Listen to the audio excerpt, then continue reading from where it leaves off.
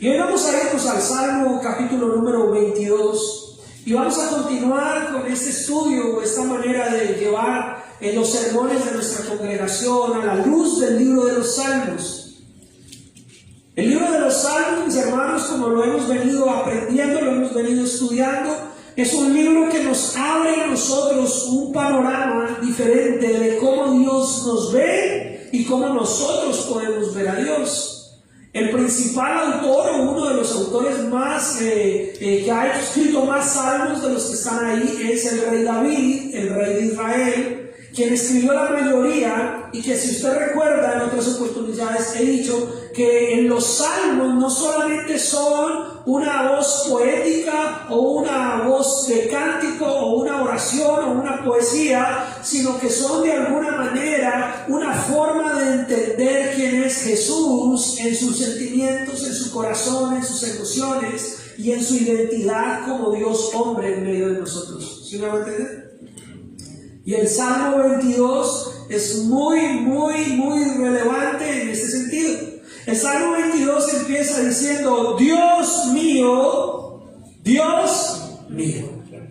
Vale, ahí, vamos a seguir leyendo porque ya lo leímos todo al principio del servicio. El mensaje de hoy se llama Mi Dios. Para los que son muy entendidos y muy dados a ser como curiosos, usted se habrá dado cuenta que desde que iniciamos este año, enero, las características de los mensajes son una característica de mi relación con Dios, de nuestra relación con Dios, características de Dios hacia nosotros. Y no podíamos dejar de lado que Él es Dios. Él es Dios. Él es el Señor, Él es el Creador, Él es Dios, pero no un Dios, el único Dios. Amén. No hay varios dioses. Tal vez otras religiones dicen que sí los hay, pero nosotros sabemos a la luz de la Escritura, a la luz de la palabra, que solamente Él es Dios. Amén. Pero déjeme también decirle que no es el Dios que usted dibuja en su mente. Es el Dios que revela la Escritura. No es el Dios que yo quiero que sea como yo quisiera a Dios, sino es el Dios que la Escritura que dice así es Dios. ¿Sí me estoy haciendo entender? Porque a veces nosotros queremos hacer de Dios una figura a mi conveniencia, a mi parecer. A mí me parece que Dios es así. A mí me parece que Dios debería. No es a nuestro parecer. Dios es el Dios de la Escritura. Amén. Y Dios es Él, y Él mismo se presenta en el Génesis diciendo: yo soy. El Dios al que nosotros servimos, el Dios al que nosotros creemos, es el Dios que se presentó y dijo: yo soy. Y Jesucristo viene y se presenta a nosotros, y se presenta también como el gran yo soy. Así que el Dios al que nosotros servimos, el Dios al que nosotros le oramos, le clamamos, le cantamos, le alabamos, le pedimos, es el Dios de la Biblia. Es el Dios que es Él como Él dice que es. Amén. No como yo pienso o crea hacerlo. Ese es uno de los... Mira que no he empezado a predicar, pero si vamos a hablar de mi Dios, no es mi Dios en términos de mi conveniencia, es mi Dios en términos de pertenencia. Yo le pertenezco a Él, por tanto puedo decir: Él es mi Dios. Pero no es mi Dios en términos de como a mí me parece. Es que a mí me parece que Dios es así. Es que yo pienso, yo opino que Dios debe ser así. No. Tal vez en algunas cosas coincidas, pero si en otras no coinciden, no es tu opinión la que define quién es Dios. Es la Biblia la que establece quién es Dios. Amén. ¿Sí estamos? Amén. ¿Quieres seguir o ya no predicamos? Sí. Amén. ¿Sí? Entonces, para poder hablar de mi Dios, es un Dios en el que yo me he refugiado. Es un Dios en el que yo me he encontrado con la salvación, es un Dios en el que yo me he encontrado con la verdad, yo me he encontrado con la vida, y he encontrado que ese Dios es el único Y que tal vez yo pueda pensar mil cosas acerca de Dios, pero tengo que ir a la Escritura y ver qué dice la Escritura de Dios. ¿Qué dice Él de Él mismo? Alguna vez vi una película, no cristiana, para que no me van a pelear, pero no era cristiana. Y en la película trataba, para darle rápido una idea, de un cantante que no había sido tan famoso, había sido un cantante que de pronto había sido medio conocido en una época y después perdió todo tipo de fama. Pero en esa época que cogió fama, que agarró fama, tuvo sus fans y quedaron algún grupo de fans que por muchos años seguían siendo fans de él. Y ponían sus pocas canciones y se habían vuelto muy fanáticos de él, y dentro de esos había un fan que era el principal, que era como el presidente del club de fans de este cantante, pero ya habían pasado como 20, 30 años desde que ese cantante había sido famoso. Y él había hecho toda una serie de investigaciones de cómo era el cantante y por qué había escrito esas canciones y qué había dicho de esas canciones. Pero dio la oportunidad que como 20, 30, 40 años después, ya ese cantante, ya entrado en una edad muy adulta, conoce a su fan. Y el fan le dice: tú eres así, tú hiciste esto, tú conociste, tú hiciste, tus canciones fueron esto. Y él le dice: creo que usted sabe más de mí que yo, porque no recuerdo que yo haya escrito esa canción por eso, no recuerdo que yo haya hecho eso por eso.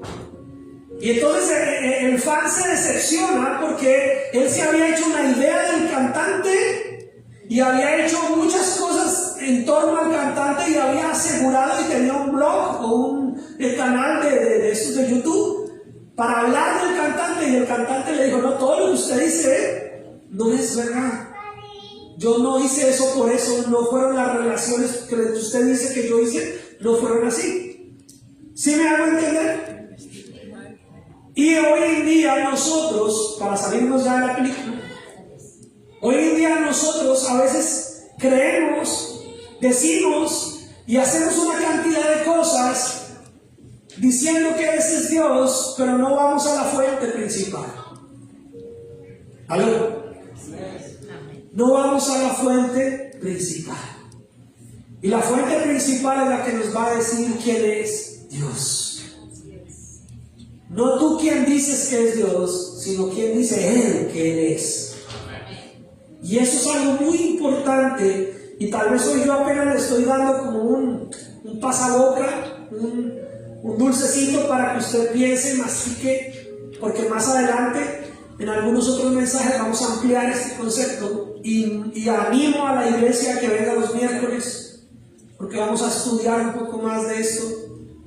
Pero el asunto, mis hermanos, es que aquí el que está hablando es el rey David, pero proféticamente el Salmo 22 nos está llevando a entender a Jesús muy cerca de la cruz. ¿Sí está conmigo? Y entonces usted puede leerlo pensando en David o puede leerlo pensando en Jesús. Y dice: Dios mío, ¿por qué me has desamparado? Independientemente de la pregunta que viene ahí, ¿por qué me has desamparado? Lo que sí tenemos que tener claro es que sea David o sea Jesús al que estemos mirando como parte central de esta lectura, tiene algo claro. Le está hablando a Dios y le está dirigiendo su oración al Dios verdadero. Y no le está dirigiendo su oración diciéndole como usted que es Dios y yo que estoy aquí lejos. No, le está diciendo: Dios mío, Dios mío. La pregunta que podemos hacernos hoy para poder seguir yo predicando es: Dios, ¿tú tienes una relación con Dios? ¿Es Dios tu Dios o solamente es el Dios de una religión? ¿Es Dios tu Dios? Amén, amén. ¿Tienes una relación con Dios? Amén. Donde puedes decir: Dios es mi Dios, y Dios me gobierna, Dios es el Dios de mi vida. Amén. Porque aquí vemos que hay una desesperación. Aquí vemos que sea David o sea proféticamente Jesús, hay una desesperación, hay una condición natural, real, de que está desesperado. Dice: ¿por qué me has abandonado? ¿Por qué me has desamparado? ¿Por qué estás tan lejos de mi salvación y de las palabras de mi clamor? ¿Por qué estás tan lejos cuando pido ayuda? Yo no sé si usted y yo nos hemos sentido en algún momento así, que como que sabemos que le estamos orando a Dios, pero sentimos en nuestra humanidad que como que Dios no nos escuchará, que como que mi oración no está llegando, como que Dios está lejano. David era hombre y Jesús fue 100% hombre, aunque era 100% Dios. Y Jesús experimentó ese estado de sentirse solo, ese estado de sentirse abandonado. Y usted y yo sabemos lo que se siente, ¿verdad? Usted y yo sabemos de pronto lo que es clamar, orar y sentirnos como lejos de Dios, o que Dios no nos escucha, o que Dios nos ha desamparado. Pues déjame decirte que Dios te entiende. Jesús entiende ese momento, pero no significa que Dios esté lejos. No significa que Dios te haya desamparado. No significa que Dios no esté cercano. Significa que somos nosotros los que nos sentimos así, pero Dios sigue ahí presente. Somos nosotros los que experimentamos esa sensación por nuestra impotencia, por nuestra debilidad, pero yo he venido hoy a predicarte, a decirte que Dios sigue ahí presente. Que aunque tú clames y te sientas solo o sola, Dios está ahí. Pero por eso tenemos que recordar que el salmista inicia diciendo: Dios mío, Dios mío. No lo dice una sola vez, lo dice 2 veces. Y entonces luego en el siguiente versículo vuelve y dice: Dios mío, clamo de día y no respondes, y de noche y no hay para mí reposo. Y muchas personas en el mundo hoy religioso, llamémoslo así, cristianos o no cristianos, muchas personas hablan y se expresan diciendo: es que yo ya le he dicho a Dios y Dios no contesta. Pero la realidad es que no han clamado ni de día ni de noche, solo es parte de una conversación. ¿Sí me entienden? La gente conversa y dice: ay no, yo sí le he pedido mucho a Dios, pero la realidad es que no lo han hecho. La realidad es que no han orado. La realidad es que no se han arrodillado y no han orado ni 15 minutos, ni 5 minutos. Pero David, y si lo vemos proféticamente, él sí clamó de día y de noche. Cuando hayas clamado de día y de noche, y no solo un día, sino muchas veces, tal vez tengas autoridad de decirle al Señor: he clamado de día, he clamado de noche y no siento que me respondas. Pero si ni clamas de día ni clamas de noche, ¿qué vas a reclamar? ¿Aló? ¿Sí? Porque es fácil decir: ay sí, Dios a veces como que no me responde. Pero estás clamando como David. Estás clamando de día y clamando de noche. Estás levantándote a orar, estás haciendo tu parte. Porque el Señor Jesucristo, cuando estuvo en medio de nosotros, en su humanidad, Él no perdía tiempo.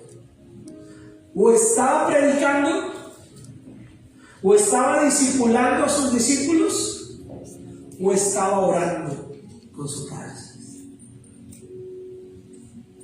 o estaba clamando. Y cuando estaba cerca de la cruz, cerca del tiempo de la cruz, Él se retiró a orar y se fue a un lugar a orar que le conocemos como el Getsemaní, ¿sí? Y se retiró a orar y supuestamente sus discípulos iban a estar orando con Él, pero los halló ¿qué? Dormidos. El Señor Jesucristo podría estar diciendo: clamo de día y clamo de noche y no siento que me respondas. Él ya estaba sintiendo el abandono del Padre, pero no por causa de Él, por causa de nuestro pecado. Y Él estaba empezando a experimentar algo que solamente nosotros hemos experimentado. Pero él, como Dios, empezó a experimentar esa ausencia, esa soledad. Pero no dejó de clamar. Para los que son así juiciosos y toman apuntes o por lo menos memorizan bien, no es que usted siempre se sienta que Dios le responda. No se trata de lo que usted siente. Tal vez usted sienta a veces que Dios no le responde. Tal vez usted sienta a veces que clama y ora y no encuentra alivio, no encuentra reposo. Pero eso no significa que vas a dejar de orar o vas a dejar de clamar. David no dejó de clamar. Jesús no dejó de clamar. Jesús le dijo al Señor aún: Señor, si es necesario, pasa de mí esta copa, pero no se haga ¿qué? Mi voluntad, sino la tuya. Y eso lo dijo después de haber sentido esa ausencia, ese dolor, ese vacío. Quiere decir que aún sintiendo que no había respuesta, sintiendo que no había reposo, seguía orando, seguía clamando. Versículo 3 dice: pero, ¿qué dice? Pero tú eres santo. Déjeme decirle algo. No importa si recibes respuesta inmediata o no a tus oraciones. No importa si recibes lo que tú quieres experimentar o sentir en el momento en que estás clamando o pidiendo. No importa si ya ves inmediatamente la puerta abierta o la salida. Recuerda que Dios es santo. Y su santidad es más importante que tu respuesta.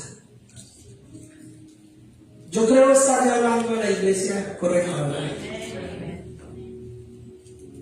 Si tu respuesta es más importante de quién es Dios, entonces tal vez no estás teniendo una relación con tu Dios.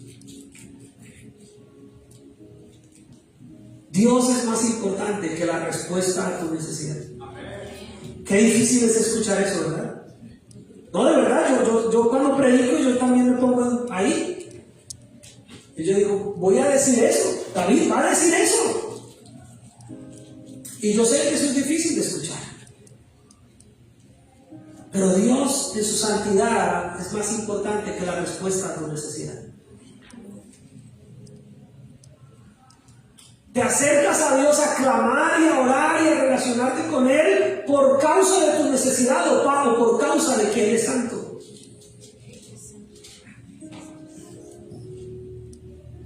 Diga ya y amén, pero diga. Porque a veces nos acercamos a Dios por causa de nuestra necesidad, no por causa de que Él es santo. Cuando tienes un problema oras más que cuando no tienes problemas, ¿verdad? No nos vamos aquí, no vinimos a mentir aquí. Es más usual que como seres humanos clamemos y oremos más cuando hay un problema. Pero recuerda que cuando no hay problema, Dios sigue siendo santo. Y cuando tienes el problema, Dios sigue siendo santo.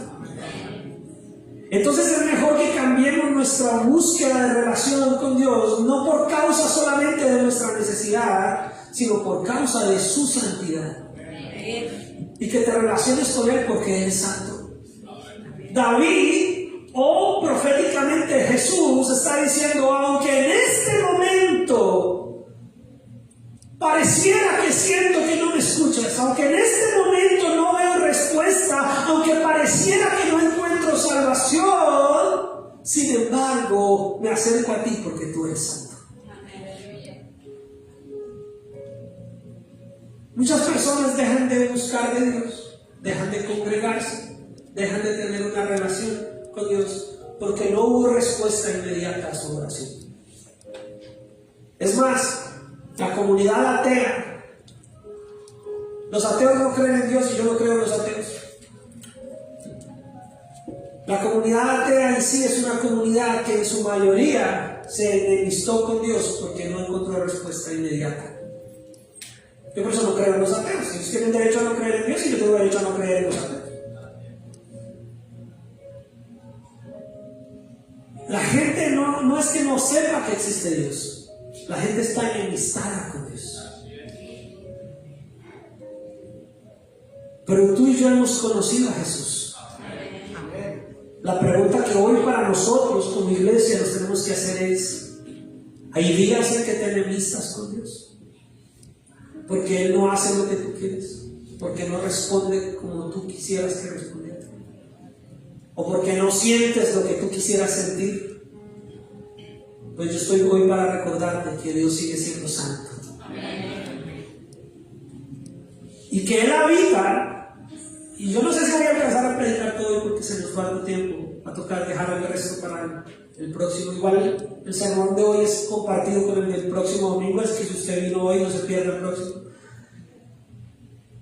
Pero el asunto es que la palabra del Señor dice: sin embargo, pero, cuando usted encuentra ese pero, hay un alto, hay una pausa que usted tiene que hacer y darse cuenta que Jesús o David está diciendo: pero sin embargo, yo me detengo en mi queja, yo me detengo en esa sensación, yo paro un poco de sentirme lejos, yo paro un poco de sentirme abandonado y recuerdo que tú eres Dios santo y que tú habitas y estás permanentemente entre las ¿qué? Alabanzas de Israel. de Israel. Usted sabe, yo soy colombiano. También son de Israel. No, si tú eres cristiano o cristiana, sabes que nosotros hemos sido injertados Al pueblo. a la palabra que promete al pueblo de Israel, es el Mesías. Entonces, cuando nosotros estamos en este mismo sentir, dice: pero tú eres santo, tú que habitas entre las alabanzas de Israel. Usted está diciendo al Señor: Señor, pero hoy me doy cuenta, pero entiendo que tú no vives en medio de un pueblo quejambroso, que tú no estás en medio de un pueblo que solo se queja porque no siente, porque no recibe, porque no espera. Es que no te siento, Señor, es que no, es que en esa iglesia no se siente. No, es que tú no vienes a sentir, tú vienes a alabar. Tú vienes a darle la gloria al Señor. Y Él habita en medio de un pueblo que, aunque no reciba todo lo que pide, no deja de alabarle. Él habita en medio de un pueblo que trae alabanzas. ¿Y qué es la alabanza? La alabanza es una expresión de gratitud. La alabanza es una expresión de exaltar a alguien. ¿Cuántos de pronto han ido a un restaurante donde quedan muy satisfechos y usted no solamente deja un buen tip, sino que le dice al mesero: dígale al cocinero, a la cocinera, al chef, que ¡oh! ¡Qué bueno! ¡Qué rico! Usted está exaltando a esa persona que preparó ese alimento. Cuando usted se reúne, se congrega, usted no se reúne solamente a ver Dios si responde su queja. Usted se reúne para decir: yo sé que hay un Dios santo y que Él merece exaltación.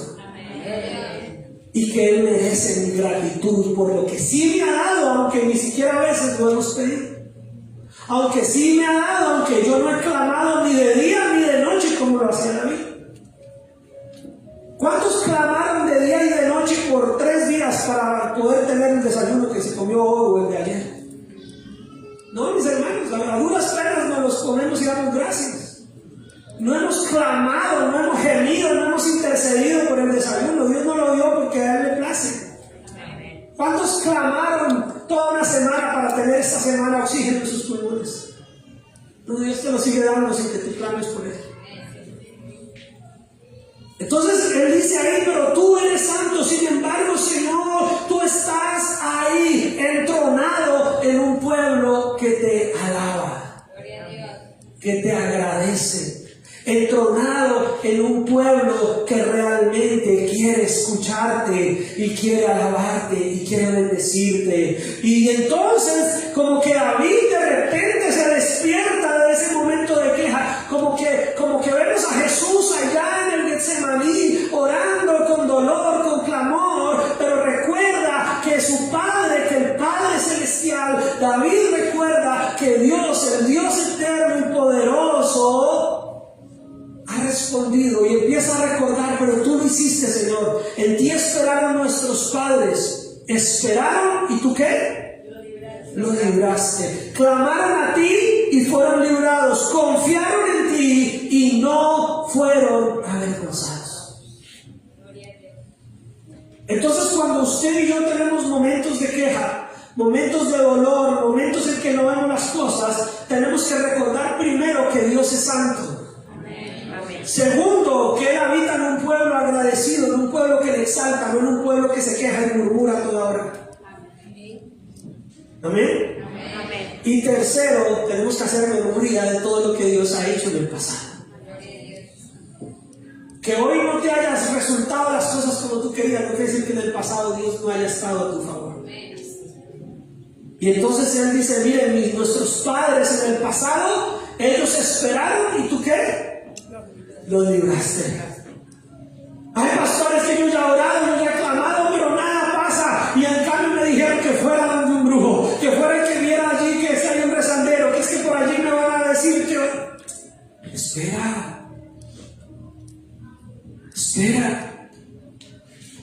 Porque aquí el salmista está diciendo, nuestros padres esperaron y tú los libraste. Tenemos que calmar nuestra ansiedad y nuestra afán. Y en especial si se trata de nuestra relación con Dios. Dios no está afanado. ¿Cuántos se quieren parecer a Jesús? Jesús no está ansioso ni afanado. Tú y yo tampoco tenemos por qué vivir ansiosos y afanados.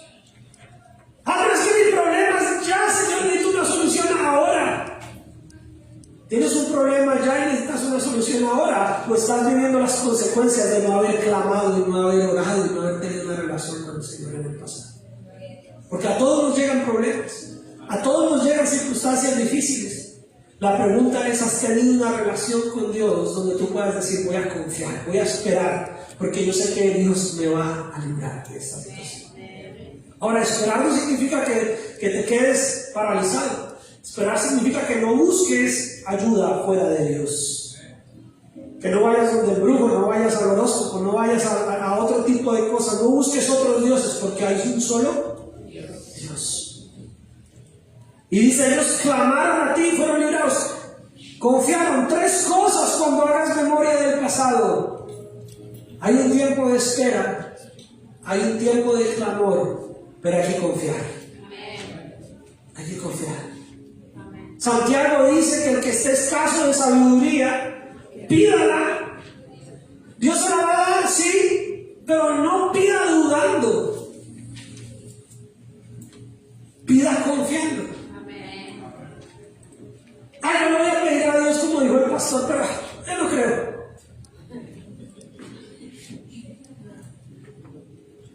El pastor se dijo que vamos a orar por los niños allá, pero da lo mismo si los llevo o no los llevo.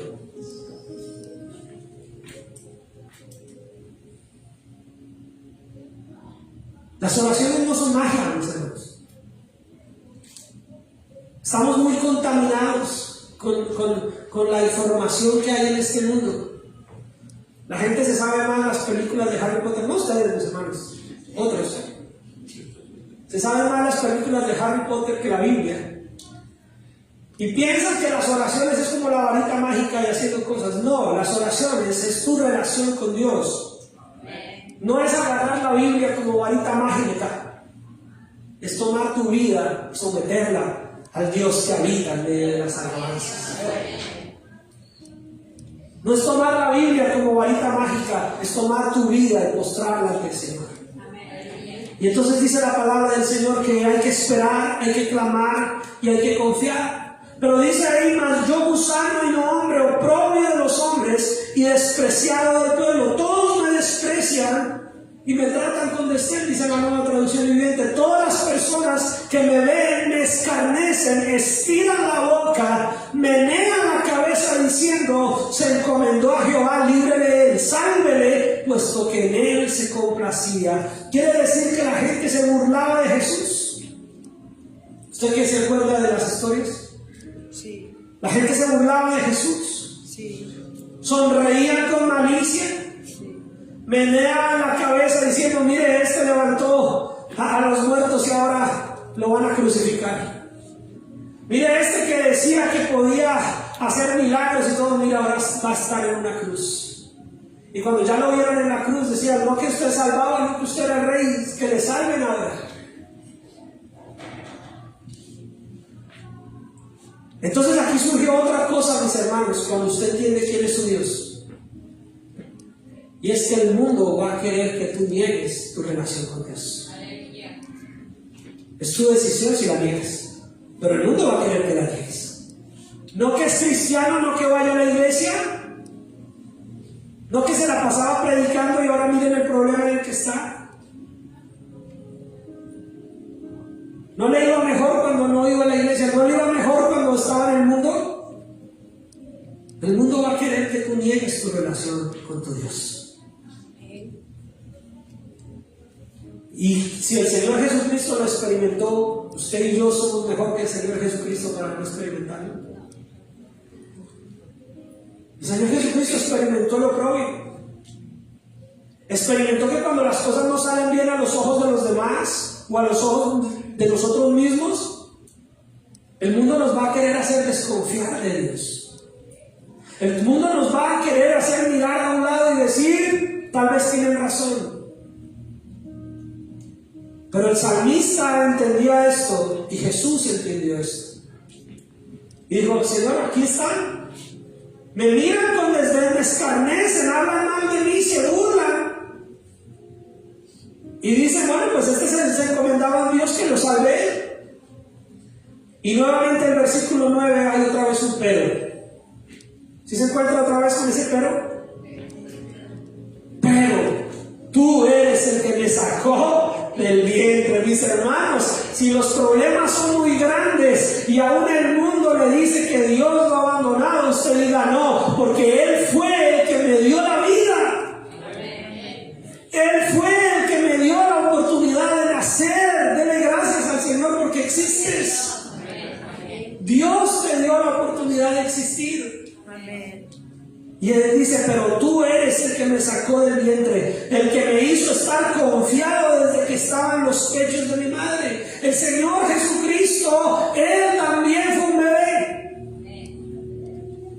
Él también estuvo dependiente e inocente ahí. Y desde ese instante el Espíritu Santo fue el que permitió que Él naciera. Pero el mismo Dios que dio la vida a Jesús para que se hiciera uno de nosotros, es el mismo Dios que pensó en ti, que pensó en mí y que nos dio la vida. Amén. Por difícil que haya sido nuestro pasado, por difícil que haya sido tus circunstancias, Dios pensó en ti. Amén. Y si en algún momento de tu vida te cruzaste con el milagro de la fe salvadora y hoy dices, yo soy un hijo, una hija de Dios, yo soy un cristiano, una cristiana, si en algún momento de tu vida te cruzaste con la realidad de encontrarte con el Dios salvador, no solamente te dio la vida, sino que se le presentó a tu vida para darte una nueva vida, para hacerte nacer de nuevo, para que conocieras al Dios que desde el vientre de tu madre te permitió nacer y te trajo hasta este momento ideal. Dice, sobre ti fui echado desde antes de nacer, desde el vientre de mi madre. ¿Tú eres qué? Dios. Bueno, David lo dijo, Jesús lo dijo, y usted y yo lo creemos. No te alejes de mí porque la angustia está cerca, porque no hay quien ayude. Y dice, me han rodado muchos toros, fuertes toros de Basán me han cercado. Abrieron sobre mí su boca como león rapaz y rugiente. El salmista está diciendo, hay mucha gente alrededor mío que me quiere ver destruir. Se junta la gente para verme acabado, abren su boca contra mí, quieren despedazar a mis hermanos. Hay algo que es muy dañino y que el mundo lo hace porque está sin Dios y sin ley, y es abrir nuestra boca para destruir al otro, abrir nuestra boca para decirle las cosas que nosotros creemos que debe escuchar otra persona. ¿Qué es esto? Es aquello, es lo otro. Pero si tú y yo somos unos hijos de Dios, no podemos ser nosotros los que abramos nuestra boca para destruir a otro. Amén. Amén. Aleluya. David sintió cómo se levantaba la gente para abrir su boca contra él, cómo lo rodeaban, se venían tiempos difíciles. Él decía, se viene como una manada de toros contra mí, abren su boca como león que me quiere despedazar. El Señor Jesucristo experimentó que el mismo pueblo que un día le dijo, oh, Hosanna al Hijo de David, el mismo pueblo que se alimentó de él por los peces y los panes, el mismo pueblo ahora gritaba, crucifíquenme. Qué triste es cuando entre nosotros como iglesia nos despedazamos a nosotros mismos. Qué triste es eso, mis hermanos. Lo más triste de nosotros como pueblo de Dios es permitir que la murmuración, la crítica y el destruir al hermano o a la hermana sea parte de nosotros. Que lo haga el mundo, pero no que lo hagan nosotros. Amén. Tú y yo no estamos para destruir a nadie, tú estamos y yo para clamar de día y de noche. Sin embargo, el Señor Jesucristo y David sintieron eso, pero le dije, Señor, no me abandones. Señor, clamo, he sido derramado como aguas y todos mis huesos se descoyuntaron. Usted puede ver a Jesús ahí en la cruz. Solo escribió el salmista cientos de años antes de Jesús ir a la cruz, pero está describiendo lo que Jesús sintió el día que fue llevado a la cruz. Y el Señor dice, mi vida está derramada como el agua, todos mis huesos se descoyuntaron, se deslocaron, mi corazón fue como cera derritiéndose en medio de mis entrañas, como un tiesto se secó mi vigor y mi lengua se pegó a mi paladar y me has puesto en el polvo de la muerte. Jesús se sintió así, mis hermanos. Y voy a terminar ya, voy a cortar ahí el mensaje. De hoy en 8 la continuación. Pero déjenme decirle algo, tú y yo nunca, jamás nos hemos sentido como Jesús se sintió. Tú y yo nunca hemos experimentado lo que Jesús experimentó. Tú y yo nunca hemos cargado con el peso del pecado de toda la humanidad. Jesús sí. Jesús sintió el abandono de su Padre por ti y por mí.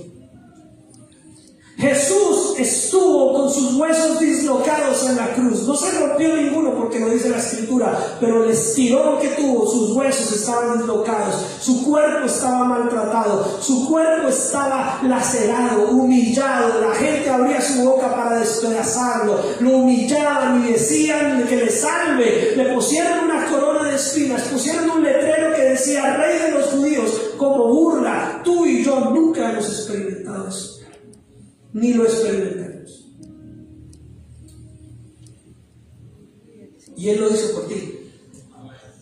Y Él lo hizo por mí. Amén. Y aún así, Él sabía que Dios no lo iba a dejar avergonzado, que su Padre no lo iba a dejar avergonzado. Tú y yo no hemos sufrido como sufrió Jesús. Tú y yo no hemos soportado lo que Jesús soportó en la cruz por ti y por mí. Y podemos tener la confianza de que el Padre de los cielos sigue aquí, sigue para ti y no te va a dejar avergonzado, y no te va a dejar avergonzado. Jóvenes, jovencitas que están hoy acá, no escuchen la voz del mundo, escucha la voz de Dios. No importa lo que haya pasado hasta el momento, Dios sigue siendo Dios. Hombres, mujeres que estamos hoy acá, a veces las cosas se ponen difíciles. Como comunidad migrante en este país tenemos un entorno difícil, pero Dios sigue siendo Dios. A nivel individual podemos tener circunstancias, a veces uno dice, no, es que usted no está viviendo lo que yo he vivido. No, ni usted ha vivido lo que ha vivido el otro. Su problema hoy puede ser muy grave y su situación puede ser muy difícil, pero tal vez otra persona ya sufrió algo peor que usted. La vida cristiana no es compararnos, no es competencia. La vida cristiana es clamar, confiar y creer que Dios sigue siendo Dios. Y que Él es santo. David no tenía la certeza que tú y yo tenemos de que Jesús ya vino y prometió estar todos los días con nosotros hasta el fin del mundo. David no tenía la promesa, él tenía solamente la idea de lo que iba a pasar en Mesías. Pero tú y yo hoy tenemos la certeza de Jesús como nuestro Señor y Salvador. Tú y yo tenemos la certeza de que no nos ha dejado solos, que nos ha dejado el Espíritu Santo.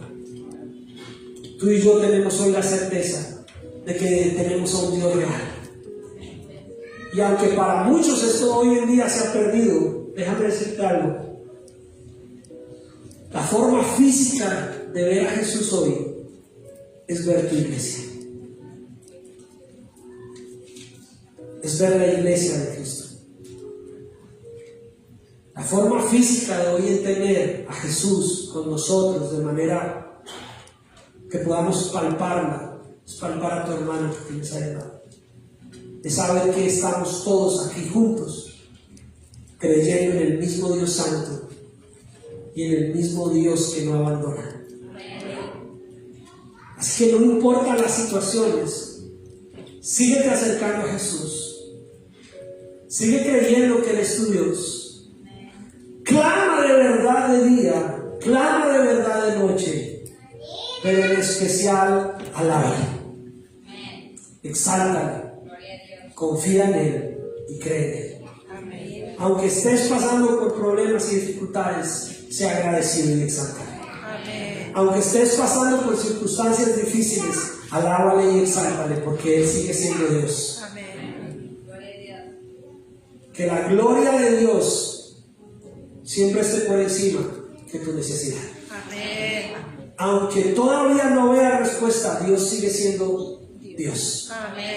Aunque tu problema sea muy grande, Dios es más grande y Él sigue siendo santo. Amén. Cierra tus ojos y vamos a orar.